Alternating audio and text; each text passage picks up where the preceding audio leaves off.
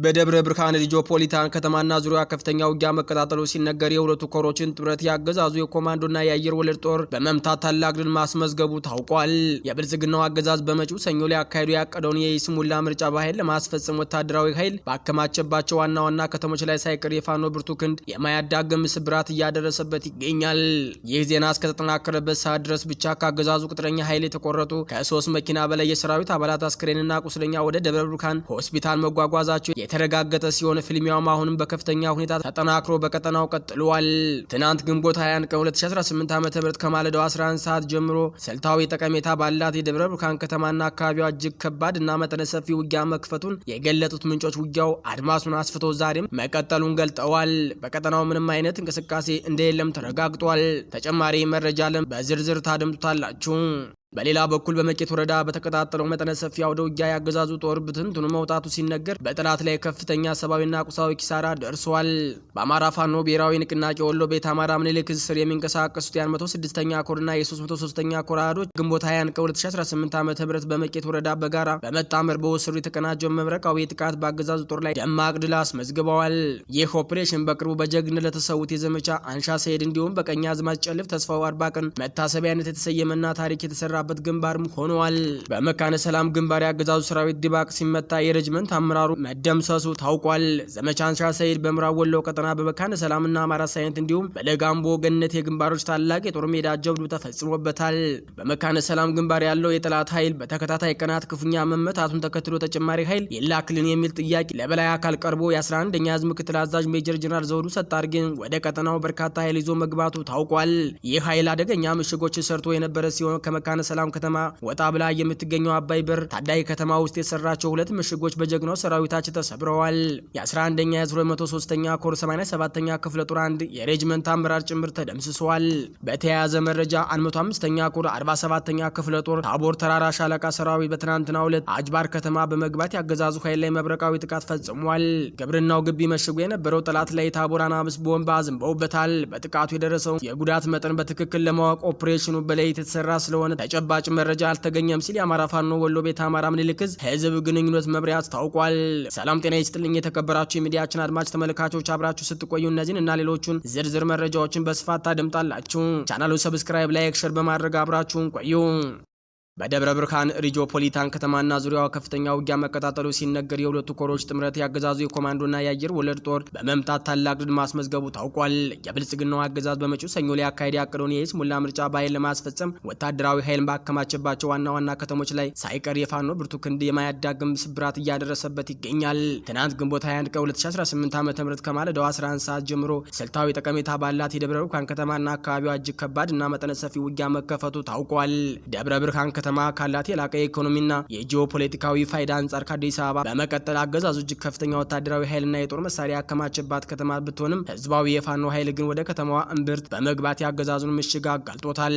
በአማራ ፋኖ ብሔራዊ ንቅናቄ ሸዋ ጠቅላይ ግዛት አሳምነው ስር የሚንቀሳቀሱ ወንድማማቾቹ የአጼ አምደ ጽዮን ኮርና አጼ ዘርዓ ያዕቆብ አንደኛ ኮር አሃዶች በጋራ በመጣመር በአገዛዙ የአየር ወለድና የኮማንዶ አባላት ላይ ብርቱ መብረቃዊ ጥቃት ሰንዝረዋል። ከህዝቡ ህዝብ ግንኙነት መምሪያ የተገኘው የፊት መስመር መረጃ እንደሚያመላክተው ውጊያው በሸዋ ጠቅላይ ግዛት ተጉለት ቀጠና በደብረ ብርሃን ሪጆፖሊታን ከተማ ጣይቱ ክፍለ ከተማ ውስጥ በከተማዋ ዙሪያ እንዲሁም በማርቃ አምባና አዲስ ጌ በሚባሉ ስልታዊ አካባቢዎች ላይ ተቀጣጥሏል። የአገዛዙ ሰራዊት ከላይ በድሮን ከታች ደግሞ በከባድ መድፍ በዙ 23 ጸረ አውሮፕላን መሳሪያና በዲሽቃ የታገዘ መጠነ ሰፊ የመከላከልና የማጥቃት ሙከራ ቢያደርግም በተቀናጀው የፋኖ የጋራ ክንድ ክፉኛ ተመቷል። ይህ ዜና እስከተጠናከረበት ሰዓት ድረስ ብቻ ካገዛዙ ቅጥረኛ ኃይል የተቆረጡ ከ3 መኪና በላይ የሰራዊት አባላት አስክሬን እና ቁስለኛ ወደ ደብረ ብርሃን ሆስፒታል መጓጓዛቸው የተረጋገጠ ሲሆን ፊልሚያው አሁንም በከፍተኛ ሁኔታ ተጠናክሮ በቀጠናው ቀጥሏል።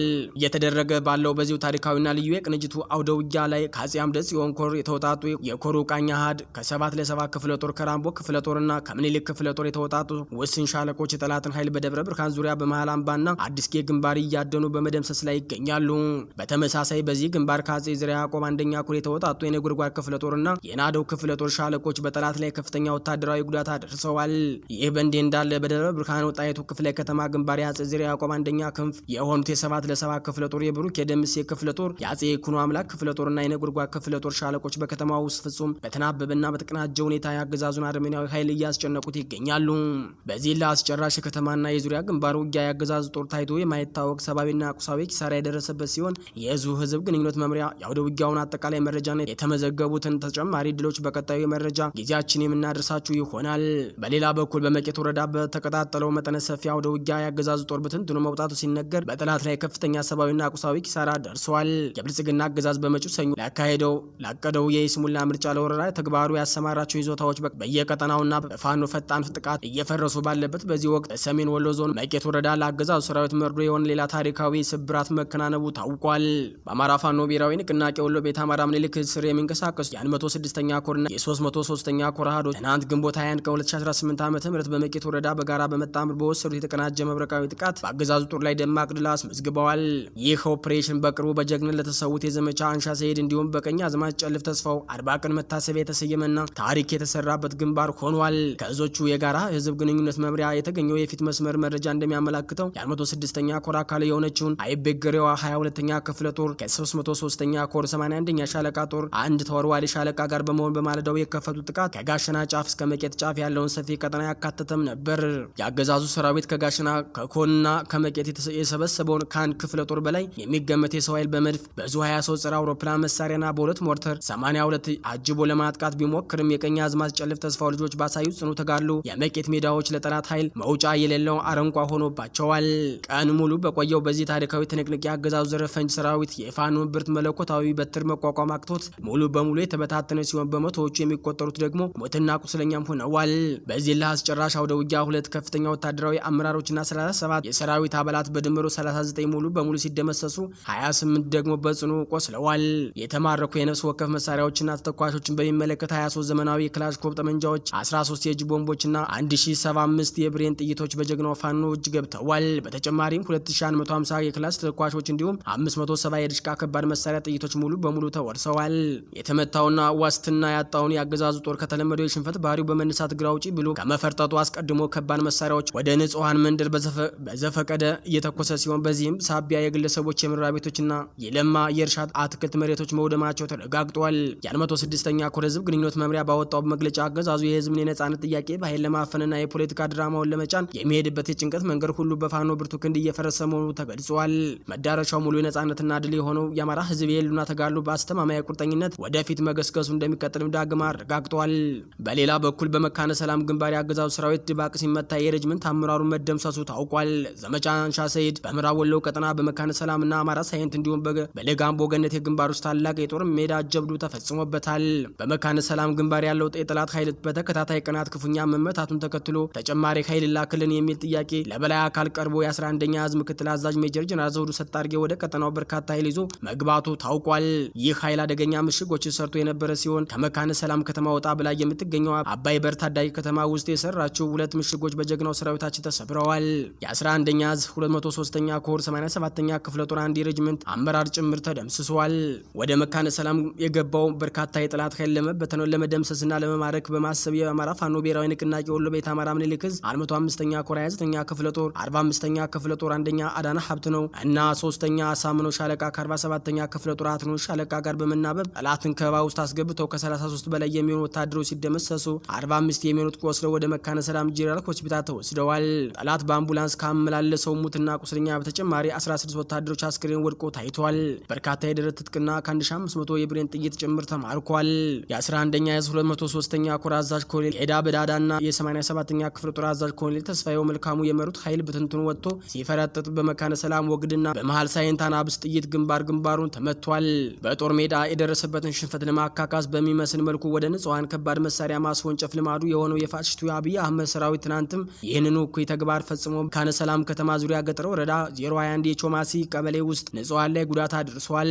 በከባድ መሳሪያ ጥቃቱ አንድ ገበሬ ሲገደል አንድ እናት ደግሞ እግሯ ላይ ከባድ ጉዳት ደርሶባታል። ከዚህ በተጨማሪ በተለምዶ ሰኞ ገበያ ተብሎ የሚጠራው ሰፈርና ለገዳባ ወንዝ አቅራቢያ በንጹሃን ላይ ጥቃት ተፈጽሟል። ይህ በእንዲህ እንዳለ የአማራ ፋኖ ብሔራዊ ንቅናቄ ወሎ ቤት አማራ ምኒልክ 71ኛ ክፍለ ጦር ሰራዊት ለጋምቦ ወረዳ ውስጥ አቧራ ተብሎ የሚጠራው ስፍራ ላይ ትናንት ምሽት የጠላትን ተሽከርካሪ ዶግ አመድ አድርጓል። ጠላት ከደሴ ተነስቶ በ11 ተሽከርካሪ እየተጓጓዘ ሳለ ሸማቂዎች የሳጅ ሳጅን አደማሊ አባናደው ልጆች መንገድ ላይ ጠብቀው ታሪክ ሰርተዋል። የጠላት ተሽከርካሪና ሰራዊት ዶጋመድ መሆኑም ተነግሯል። በተያያዘ መረጃ የ105ኛ ኮር 47ኛ ክፍለ ጦር ታቦር ተራራ ሻለቃ ሰራዊት በትናንትናው ዕለት አጅባር ከተማ በመግባት ያገዛዙ ኃይል ላይ መብረቃዊ ጥቃት ፈጽሟል። ግብርናው ግቢ መሽጎ የነበረው ጠላት ላይ የታቦራን አምስት ቦምብ አዝንበውበታል። በጥቃቱ የደረሰውን የጉዳት መጠን በትክክል ለማወቅ ኦፕሬሽኑ በሌሊት የተሰራ ስለሆነ ተጨባጭ መረጃ አልተገኘም ሲል የአማራ ፋኖ ብሔራዊ ንቅናቄ ወሎ ቤት አማራ ምኒልክ ህዝብ ግንኙነት መምሪያ አስታውቋል። የአማራ ፋኖ ወሎ ቤት አማራ ምኒልክ ህዝብ ጀብደኛው የ102ኛ ኮር በብልጽግና አገዛዝ የጥምር ሰራዊት ላይ በዘመቻ አይሻ ሰይድ በተኩለሽ ከተማና ዙሪያ መብረቃዊ ጥቃት በመፈጸም ሁለት የጠላት ምሽጎችን አስለቀቀ። በሰሜን ወሎ ዞን በራያ ቆቦ ወረዳ በተኩለሽ ከተማ ግንቦት 20 2018 ዓ.ም ከቀኑ 10 ሰዓት የ102ኛ ኮር እና የ101ኛ ኮር እንዲሁም በነበልባሏ ልዩ ዘመቻ በጋራ ማጥቃት በማይታሰብ ሁኔታ ከፍተኛ ቁጥር ያለው የጨፍጫፊውና የአምባገነኑ የሰራዊት አባላት ተደመሰሰ። የ102ኛ ኮር የጥንካሬ ምልክት የሆነችው 12ኛ ክፍለ ጦር ከተኩለሽ ከተማ በሰሜን ምስራቅ ማለትም በሺዎች ማርያም እስከ ምሽቱ 4 ሰዓት ድረስ ነበልባሏ 2ኛ ሻለቃ የ3ኛ ሻለቃና የ6ኛ ሻለቃን ሙሉ ኃይል በማስጠጋት በሞርተርና በዲሽቃ በአስገራሚ ሁኔታ ሽፋን በመስጠት የጨበጣ ተኩስ በመክፈት ሙሉ በሙሉ በማጥቃት ከፍተኛ ኪሳራ አድርሰውበታል። ጠላት ወደ ጀመዶና በረሃ ማርያም እንዲሁም ራያ ቆቦ ወረዳ ያሉ የገጠር ቀበሌዎችን ለመያዝ እንቅስቃሴ ለማድረግ ቢሞክርም የኃይል የበላይነት ተወስዶበታል። በተጨማሪም የ12ኛ ክፍለ ጦር 1ኛ ሻለቃ 4ኛ ሻለቃና 5ኛ ሻለቃ በማካናይዝድ የታገዛ ወደ ውጊያ ከተኩለሽ ከተማ በሰሜን ምዕራብ በኩል በሞርተር 82 ኢላማውን የጠበቀ ድብደባ በማድረግ ሁለት የጠላት ምሽጎች በማስለቀቅ ወሳኝ የሆነውን ገዢ ቦታ ተቆጣጥረዋል። ሌላው ጠላት ግንቦት 20 ቀን 2018 ዓ.ም ከቀኑ 11 ሰዓት ከጮቤ በር ወደ አማያ ባይባዋና ሸዎች ማርያም ለመውጣት የሞከረ ቢሆንም የ12ኛ ክፍለ ጦር 120 ሜካናይዝድ በመጠቀም ጉዳት በማድረሷ እንቅስቃሴው ሙሉ በሙሉ መግታት ተችሏል። እንዲሁም የ101ኛ ኮር 11ኛ ክፍለ ጦር ጀግኖች ከተኩለሽ ከተማ በደቡብ እና በደቡብ ምዕራብ በኩል በተለምዶ ሴንቂ አምባ በተባለ አካባቢ በመግባት ሁለት የጠላት ስትራቴጂክ ቦታዎችን በከፍተኛ ውጊያ በመደምሰስ ተቆጣጥረዋል። የቀድሞ የካላ ኮርማ ክፍለ ጦር የአሁኑ 49ኛ ክፍለ ጦርና የ65ኛ ክፍለ ጦር በጋራ በመሆን የጠላትን ኃይል ሚዛን ለማዛባት ከተኩለሽ ከተማ በምስራቅና በደቡብ ምስራቅ ያሉ ቀጠናዎች በመቆጣጠር የጠላት ኃይል እንዳይንቀሳቀስ ማድረግ ችለዋል። ጠላት ከላይ በተጠቀሱት አካባቢዎች ፎርማት እና ቆቦ ከተማ ከባድ መሳሪያ በማስወንጨፍ ሙሉ አቅሙ የተጠቀመ ቢሆንም የ49ኛና የ65ኛ ክፍለ ጦርን ክንደ ብርቱዎቹ መቋቋም ባለመቻሉ ወደ ሌላ ቦታ ኃይል እንዳይንቀሳቀስ አድርገውታል። በመጨረሻም የድርጅታችን መኩሪያ የሆነችው ልዩ ዘመቻና የቀድሞው አውጃኖ ክፍለ ጦር የአሁኑ 15ኛ ክፍለ ጦር በአባሆይ ጋሪያ በወንዳችና በሙጃ በኩል መንገድ በመዝጋት የጠላት ኃይል ወደ ምስራቅ በኩል እንዳይንቀሳቀስ የአንበሳውን ድርሻ ወስደዋል ሲል የአማራ ፋኖ ብሔራዊ ንቅናቄ ወሎ ቤት አማራ ምኒልክ ህዝብ 102ኛ ኮር ህዝብ ግንኙነት መምሪያ አስታውቋል። ትናንት ግንቦት 20 ቀን 2018 ዓ.ም በሸበል በረንታ ወረዳ ኤድዋና መርገጭ ንዑስ ከተማ የብልጽግና ቅልብ ካርዴ በአስተዳደር ግቢውና በመሬት አጠቃቀም ቢሮ የራሱን ምርጫ አስፈጻሚ አካላት ብሎ የሰየማቸውን በማሰማራት የመንግስት ሰራተኞችን ስራ የለም በማለት ሰራተኞችን በማስገደድ ምንም አይነት የምርጫ ታዛቢ አካላት በሌሉበት ምርጫ አድርጊያለሁ ለማለት እየሰራ ይገኛል።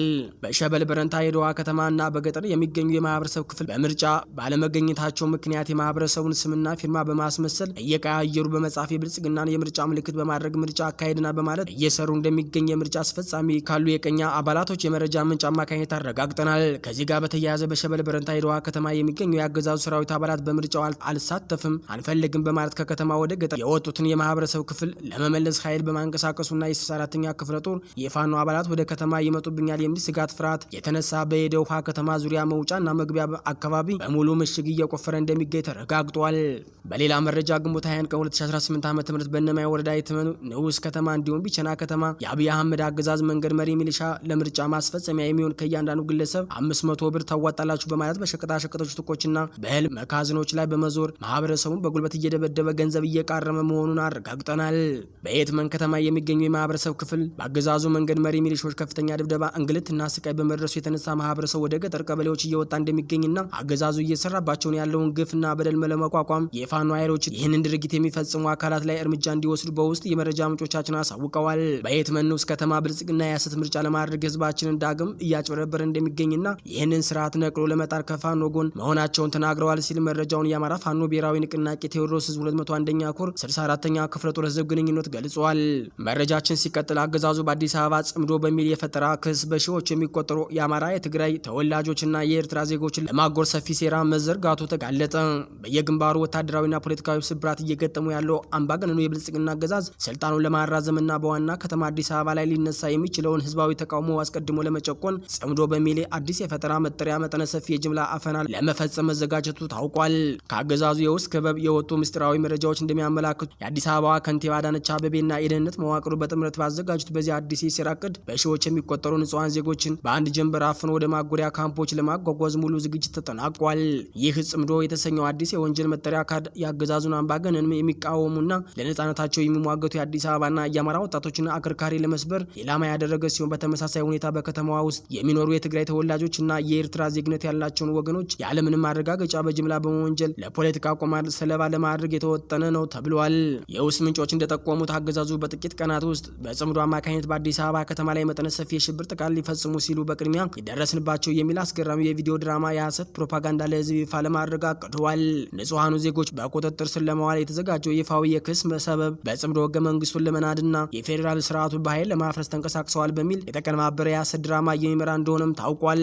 የመረጃ ምንጮች ለጣቢያችን እንደተናገሩት አገዛዙ ይህንን አዲስ የአፈና ስልት የቀየሰው በቅርቡ የዓለም አቀፍ ማህበረሰብና የአውሮፓ ህብረት በምርጫው ላይ ታዛቢን አንልክም ማለታቸውን ተከትሎ በአገዛዙ ውስጥ የተፈጠረውን ከፍተኛ ድንጋጤ ለመሸሸግ ነው ሲሉም ሳይደብቁ ተናግረዋል። ምርጫውን የዲሞክራሲ ማረጋገጫ ሊያደርገው የነበረውን ቅድ ሙሉ በሙሉ በመክሸፉ አሁን ትኩረቱን የጸጥታ ስጋት አለ በሚል ሰበብ በተቃዋሚዎች ባልተፈቀዱ ስብሰባዎችና በተለያዩ ብሔረሰቦች ላይ ጥብቅ ቁጥጥርና የጅምላ እስራት አድርጓል ሲሉ የመረጃ ምንጮቻችን ገልጸዋል። የተከበራችሁ አድማጭ ተመልካቾቻችን የዕለቱ አበይት ዜናዎች እስካሁኖቹ ነበሩ። በሌላ የዜና ሰዓት እስከምንገናኝ